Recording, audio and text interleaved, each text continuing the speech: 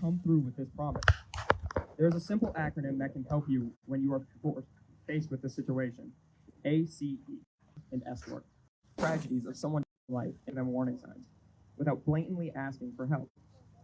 Most often, people that are considering suicide aren't going to come out and say it.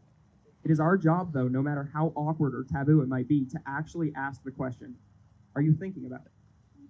Asking them this question is not going to increase the likelihood that they are going to take their own life. You are not putting the idea into their head. Asking the question is the most important step and is the theme for our walk today. Our job then transitions to caring for that person. Do not leave the person alone. Remove anything that could be used to harm them and talk to them calmly. Reassure them that you will help them. Next, you want to escort that person to get help. Options are to call or text 988, primary care provider, behavioral health professional, or go to the emergency room, or if necessary, call 911. Remember the acronym ACE. Ask, care, and escort. You will never regret asking the question, even if the answer is no. But you may spend the rest of your life regretting not asking the question, if you could have saved someone's life. I would like to welcome up Cadet Major Aaliyah Bunno from the Falcon Army JRC Battalion at North Country High School.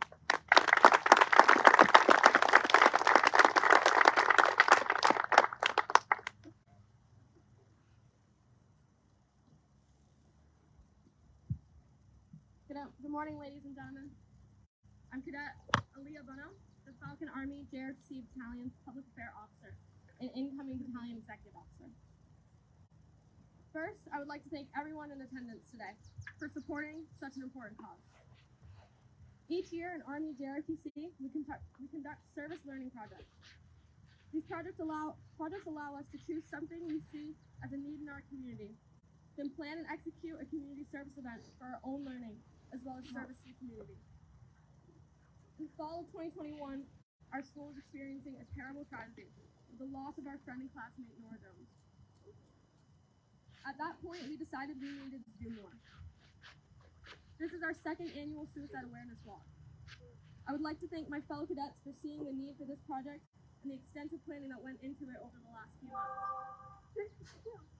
Thank you to the National Honor Society and Hope Happens Here student organizations here at the high school who generously decided to team up with us to help fund and execute this important event. Thank you to the NCSU Health and Wellness Committee for partnering with us. Thank you to our speakers today that had the strength and courage to come out and talk about their own experiences. Thank you to our community partners that are here to show people that there's an entire community here to help. And thank you to students from throughout the entire district and the Northeast Kingdom for coming out and showing support for your fellow classmates and friends. It's a hard thing to talk about, suicide. Suicide is a worsening pandemic that is spreading across our country and has hit us hard in our own community. Suicide. Just hearing the word may make you cringe and feel uncomfortable. Suicide comes with negative connotations in our society. While the action is a negative and terrible way to solve a temporary issue, the act of asking for help should not be looked down upon or shied away from. What if, as a society, as a community, we decided to change our approach to suicide? What if instead of cringing or feeling uncomfortable, we change our mindset and allow the word to be a call to action? What if instead of backing away and trying to stay out of it when we sense someone is in trouble, we actually confidently step in to help that person? What if as a community, we came out and made it clear that everyone is here to help people in need? What if we made it clear to our community there are ways to help someone that is thinking about suicide? Today, that is our purpose. Today, we focus on what we can do as a community to help the people that are in trouble. Thank you to everyone here. By being here today, you are letting our community know that we care, that there are people here to help. I would like to reiterate what Skylar Morse discussed. There's a simple acronym that can help you when you are faced with this situation. ACE. ACE. Ask, care, and escort. The most important piece of this concept is to ask. I think everyone here, if faced with someone blatantly coming out and saying they were about to take their own life, would absolutely spring into action. We see it often on the news. Man tackles woman about to jump from bridge, or teenager wrestles guns from friend's hands as he tries to take his life. Why is it that we hesitate to take action before it gets to that point, when there are less blatant warning signs? Why is it that we don't take action unless that person is actually in the act of taking their own life? Is it the uncertainty and awkwardness that holds us back from asking? One may say to themselves, what if I'm wrong and they aren't really thinking about hurting themselves? Or, I think they must be playing. I know they would never do it. Or, somebody else would. Just think. You could be the only one that someone is comfortable enough to come to for help. You might be the only one that has the chance to impact someone's decision. Please, have the courage to ask the question, are you thinking about suicide? The theme of the walk today is just that. Ask me. This theme is appropriate for both of the groups in this walk today. For anyone that may ever go through this, we will stand before you, all kinds of people throughout our entire community that promise to be there if you ask for help. Teachers, administrators, first responders, coaches, bosses, mentors, parents, siblings, health professionals. Please ask us. On the flip side, to those of us that may be in a position to help someone that is in trouble, please have the courage to ask. Ask, are you thinking about suicide? Can I help you through this? Ladies and gentlemen, we the Falcon Battalion, Hope Happens Here, National Honor Society, the NCSU Health and Wellness Community, and our guest speakers would like to thank you for coming out today to support this effort. The only way that we can combat this issue is to come together to show people that there's an entire community ready to help and that we will have the skills to help. Thank you.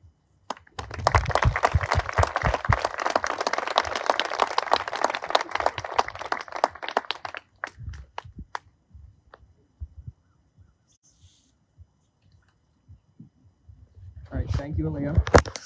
I would now like to welcome Miss Susan Jones. Susan lost her daughter, Nora, to suicide a year and a half ago.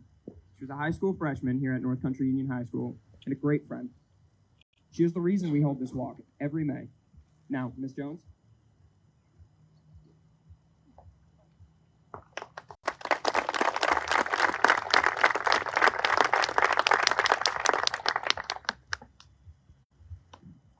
Thank you for that, and thank you for this, guys.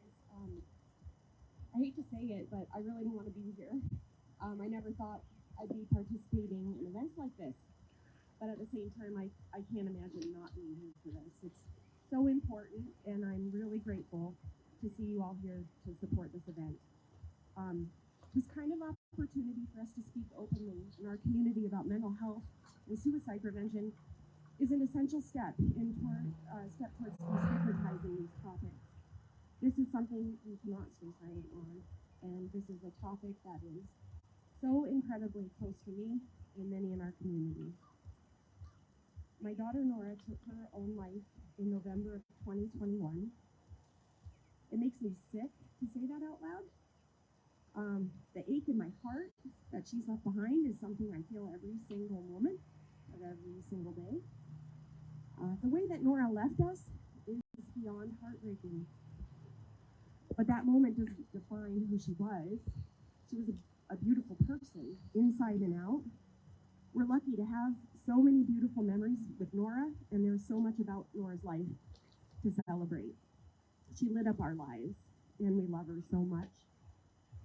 And while we celebrate her life, her family, friends, and community, we also honor her memory by doing what we can to make it easier for others facing the same types of struggles that Nora faced and to reach out and ask for help. We can do this by talking openly about mental health and by aiming to treat mental health the same way that we treat physical health. There should be no shame in getting help when you're feeling mentally unwell, just as there's no shame in going to a doctor when you have a broken bone or you're sick and you need support and treatment. If you're ever struggling with your mental health, please know that you're not alone. You're never alone. You're not a burden. You're loved and you're important. I hope each and every one of you has a trusted adult or somebody that you can go to when you're struggling, whether it's a therapist, a parent's friend, a friend's parent, a teacher, a coach, an aunt or an uncle. Just find someone who can hold a safe space for you to listen when you need it and get you help when you need more. There are so many people that want to help. We want you to hold on because the pain is temporary. Even if it doesn't seem like it, there is hope. And hope stands for hold on, pain ends. There are resources available, like the Suicide and Crisis Lifeline, which you can text, call, or chat through simply by dialing 988. This is a national number that's available 24 days a week, or 24 hours a day, 365 days a year. And there are trained professionals there to help you, and to help you through your struggles, or even to help guide you in helping a loved one through struggles. The services are completely free and confidential.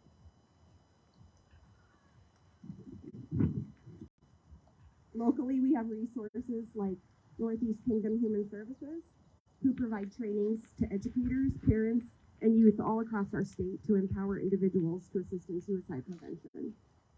I encourage anyone who can to attend the next online gatekeeper training. It's a QPR training, and it'll take place on Wednesday, June 14th at 1 p.m., and it's virtual. There was one just yesterday on May 12th, and I heard that about 20 people attended online, which I think is phenomenal, considering I think the one I attended online a year ago in February, there were like 2. So, in just 90 minutes, you can learn a 3-step QPR method, which is similar to the ACE method, but it's like an emergency response to someone in a suicide crisis, just like CPR is an emergency response to somebody in a physical health crisis. So ACE is like ask, care, and escort, where QPR stands for question, persuade, and refer. And the training helps explain how to navigate the steps when you need to help another person. And having this knowledge can help save lives. Recent data from the Vermont Suicide Prevention Center has shown that suicide is the second leading cause of death for ages 10 to 24. Kind of mind-blowing. And among teenagers in Vermont, 31% of students reported feeling sad or hopeless. 13% of students had made a suicide plan, and 7% had attempted. This is too much, and we need to change this. Together, we can prevent the tragedies. We can do it by talking about mental health and sharing resources like the Crisis and Suicide Prevention Lifeline. We can do it by taking the time to educate ourselves on suicide prevention. We can do it by encouraging our friends and loved ones and community members to reach out and get help when they're struggling. And we can do it by being kind and compassionate to each other. Thanks for being here.